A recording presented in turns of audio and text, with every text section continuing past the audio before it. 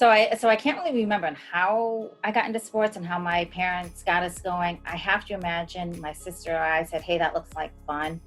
I can't.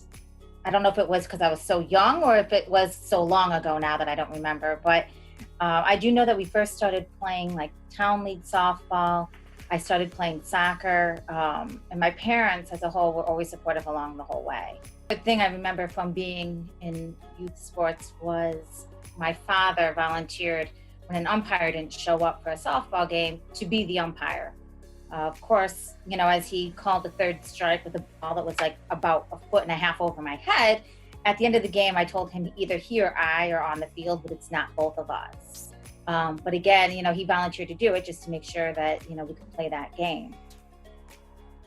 But as a whole, my parents were very supportive, and I don't think I really realized until much later in my life just how many sacrifices both my parents and my older sister made in order to allow me the opportunities to play the travel sports that I did, to play competitively, and also obviously, the financial implications of the only vacation is pre-planned at Normal, Illinois, which I don't even know now what is in Normal, Illinois, except some softball fields. So growing up, I played softball and played soccer. And then once I got into middle school, I was a cheerleader. But throughout my middle school years, elementary school, and even in high school, I didn't go to a school that had a lot of sport options. There was, you had your primary sports. Lacrosse wasn't a thing. My school didn't have volleyball. And so basically ruling out basketball, because there was pretty much no chance I was going to play that sport. As like the smallest, absolutely tiniest person in the class. I knew basically softball and soccer were the two sports that I really enjoyed playing. I had the opportunity to get offered spots on a travel team for soccer and also a travel team for softball right around the same time period. And so I knew I had to make a decision of which one I wanted to do, primarily because obviously you can't be at the same, do a different sport on the same weekend, traveling in total different locations on the state. And so ultimately, what really made me decide softball is I don't like running, don't like it at all. And so I literally remember sitting down and thinking, okay, with softball, at most, I may have to run 240 feet before I get a break. And that's if I literally hit the ball and there's no fence on the field or they keep overthrowing. And so that was how I decided to play softball. So throughout high school, I was very academic minded, very future goal oriented. I knew that pretty much no matter what sport I played, if I chose to play or had an opportunity to play in college, my career would be over at the end of college. And so really coming out with the right degree and the right opportunities throughout my school years was key to me. And so with Binghamton, I chose it. The biggest factor was the academics and then the financial benefits. Binghamton, as a local student, I didn't know much about Binghamton, which you probably would think I did. But at the time, they were only getting ready to transition to Division I. And I knew my talent level. While I was talented, I was not creme de la creme. I was not top of the state, top of the league, and everything else. And so with the transitioning program to Division I thought it was a very good fit because I figured I would be able to contribute both on the field, but also know that I still had to push myself to continue to get better. But I could balance, hopefully, the demands of a newfound transitioning Division I with the academic demands of what I, wanted to strive for as well. And of course, I will say, especially throughout my freshman year with the what I guess you would call them, the early on, the preseason fall practices and things like that. I admit I questioned myself several times, especially again as the running part came in where we didn't pick up a softball, but I think we were on our 5th or 6th lap around the outdoor track. And they thought it'd be a great idea to run up and down every bleacher section. And right about then is when I was literally thinking running up in the middle. And I'm like, do I really want to do this? Is this really worth all the running? I thought we were going to just get to play softball and not be track athletes. But as a whole, thankfully, after you got through the first week, you actually got to play some softball. And I was very happy with the opportunities I had ever since. think being a college athlete, even at that time, which is very different than what it is today, um, the sheer amount of time management was huge, and that really carried with me because what I didn't realize when I first was a freshman was just how much the social aspect and relationship development took place off the field. Um, and it was difficult. I mean, as a local student, I made the decision. I stayed at home. Again, financial benefits of having a university right in your backyard. And so I had to take those extra steps to make those connections with my teammates.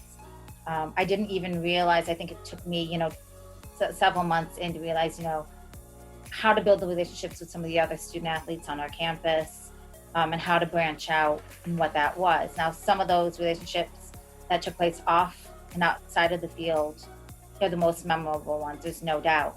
And some of my best friends are from different sports. And in reality, even the people I would say today that I would reach back out to first, there's some from my softball program and who were teammates, and then there's some who just happened to be in the same graduation class or academic programs. But again, it was very surprising in how we, as student athletes as a whole, still connected with each other because we knew what we were all kind of going through. I had some great friends who were volleyball players and some great friends who were wrestlers and swimmers. And so whenever we were each in our seasons, it was, we were all battling different things, but we all knew where the other one was. But especially with the softball side, I think the fact that you spend so much time with these young women, you end up finding ways to really push each other to be better, call each other out in a good way. And I think it's those personal development pieces that really stood out. Unfortunately, the softball program had been very successful prior to my years. And so there was a high bar set, and of which we did not make it to the America East once we were eligible in the first years of our time. And it was okay. Were we disappointed? Sure.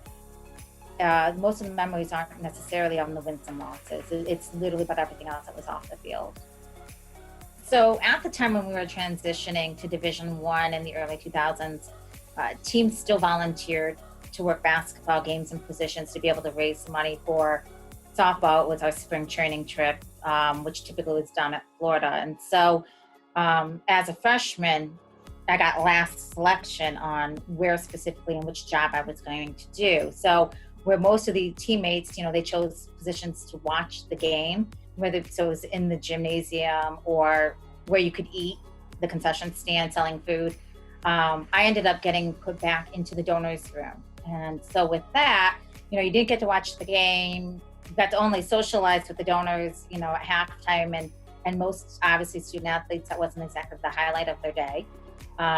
And there was no other teammates around. And so that actually gave me the opportunity to really realize, there's a lot more that goes on than just playing sports. There's actual behind the scenes things. And so thankfully with that, I had a lot of opportunities to have conversations. And it wasn't even just with athletic administration. It was with donors. It was local community. It was with campus people. It was with VPs. It was with professors.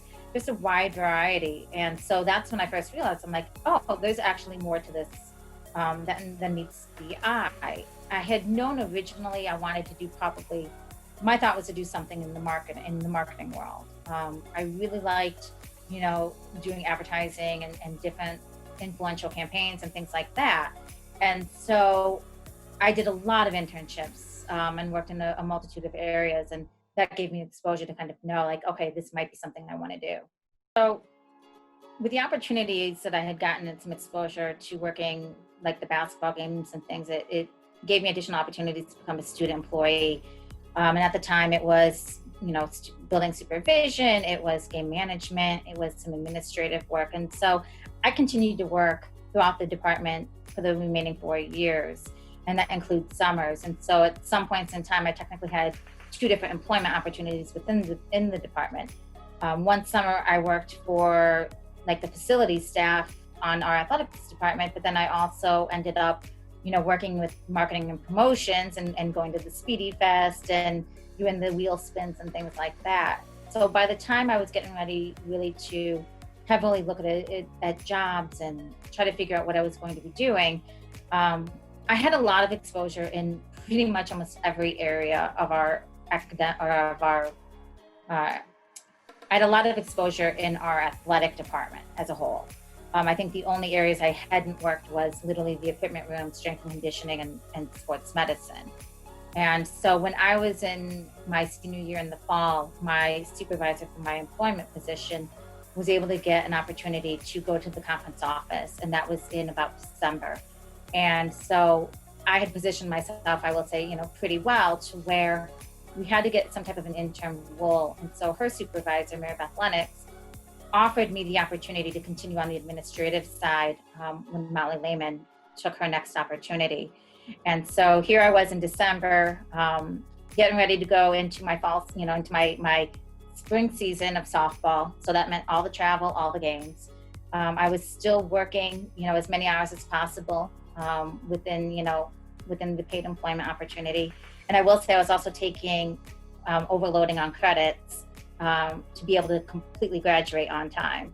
And so I was given a lot of opportunities, a lot of flexibility in the sense of making things work. But it set me up to where I am today. I will say it was very strange, especially when I was a student athlete playing softball. But here I am trying to make sure that we actually had the payment forms for the game officials for the game I'm playing in tomorrow. And making sure that we had students or somebody else to meet the team, or making sure the game operations staff was ready, because it was not like it was today. It was, the student athletes, we helped do the field. So, but making sure we had the announcer, making sure we had the scoreboard operator, just things like that. So it put me in a little bit of a unique situation, because most athletic administration were former student athletes.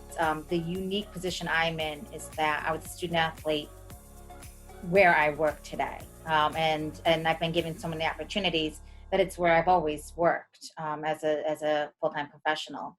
But the answer of whether an SW, whether my SWA role and what I'm doing today, how much influence it's been, it's had from my time, a lot and a little. It's actually both answers. There's no clear-cut one. Early on, when I first entered, the workforce and started in the administrative side, it was phenomenal because I could really understand the situation. I could understand, frustrations that the student athletes had. I could understand what they were going through on a daily basis. I could understand, on that same side, because of all the experience I did have the opportunity prior to getting a job. I also understand the administrative side of, like, sometimes you just can't do what a coach wants or what a student athlete wants. And so it set me up to be able to balance that very well. It also gave me the opportunity to be able to speak on pretty much every area of our department with some intelligence and with some experience behind it. I had done academic advising, and so I understand, but I also understand, like, as I'm advising an incoming freshman, if they don't like English and they don't like to write, why would I advise them to take 3 or 4 English and writing classes? As a student athlete, I would have hated that, and it would have been the worst experience possible. And so being able to take some of that, the common sense piece of it, because I know what they were feeling, really paid off a lot. And it really did help. I think as the years, and especially, in the past probably 5-10 years, where it's changed is that the world is totally different. The student athletes today have so much more on their plates than what I had. Social media was not a thing. Cell phones and cell phone photos were totally not a thing. I had to have, honestly, to date it a little bit, like, I had to have a student employee at one point show me T9, which was a way to text, and I had no clue about it then. And that was like literally like maybe weeks before T9 became no longer a thing. And so what they're dealing with today, I think, is the hardest piece, because I don't have that firsthand knowledge. And so there was a point in time where that transition started to take place. I had to be very conscious about the fact that what our student athletes are dealing with today is not what I had to deal with. I did not have to deal with always being on call because of the constant text messaging or Twitter and Facebook and all of these other things that make our life easier. Zoom was obviously not a thing, um, but yet now it is such a huge part of their world, um, that in reality, sport is almost easy. Um, they still deal with the same, anxiety. You don't want to be embarrassed on the field. You're worrying about playing time. You're worrying about, letting people down. You're worrying about an injury. That's, I hate to say, that's kind of the easy part. It's the rest of their world, which is very different. I will also say, I think that, and many of our student athletes nowadays have not had the opportunity to fail in something. And whether that be academics, whether that be making, the starting position, whether that be, getting the A in the class and instead they got a B. And I think there's so much more pressure on them because they haven't had to experience that. The pressure, while it may not be on purpose from family and friends and even on themselves, it still exists. And so I think that's where on the administrative side, it takes a lot more work for me to be, to have some more empathy towards them and to really sit down and listen to where they're at, because that isn't things that I experienced. I mean, because I think as a whole, Binghamton has done a good job in my experience in trying to balance women's sports and men's sports. I mean, I would say that I was blessed with the opportunity of having two very strong, female administrators that were in front of me in Mary Beth Lennox and Molly Lehman. Molly gave me the opportunity to basically learn her job while she was here. She gave me responsibilities that I don't know if, I would have been able to do that, and say, go ahead and figure it out and do it. And then, with Mary Beth, I mean, she took a chance on me. She did. Hero was, I was a senior in college, playing a sport, doing all of this. And she gave me the opportunity to say, if you want to try to figure out how to manage all of this, go ahead and do it. And she really was able to empower me to take my job and run with it. And when I wanted to learn something new and improve it, she allowed me to. I think that as a whole in more recent years, and especially in my role now, I look at that as an opportunity to really try to outreach to our female student athletes specifically, give them the opportunities. We always say you can't, you can lead a horse to water, but you can't make it drink. But in realities, it is about saying, here's opportunities. Here's ways you can get involved. Here's way we can support you. Here's different things that we can do for you. Because I still think in the world as a whole, not only in, in probably corporate America, but in college athletics. I mean, we know it's typically a men's world.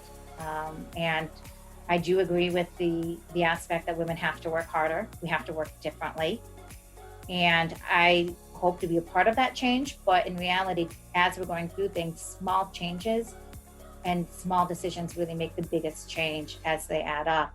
And so knowing and being able to give women and our female student athletes right now an opportunity to even if it's sit down and talk to me and hear my experiences, or to get them through that one challenge, or to encourage them to totally step out of their comfort zone and to see what happens.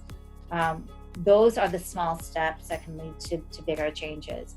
I think I'm grateful for the fact that the athletic department over the past, several years, especially under Pat Elliott's leadership, has been very, very, very forthright, very positive, and very encouraging to our women to get involved, our student athletes to, experience different opportunities that I would say, maybe, not all athletic departments are as supportive of. And so as the years come through and as the future, holds and keeps going, we hope to keep that momentum going forward. And it is so much about, I think, giving the opportunity for our younger student athletes to grow and learn, and to try to keep lifting them up and giving them new opportunities to get themselves in a better spot, again, so they can do it with the next generation.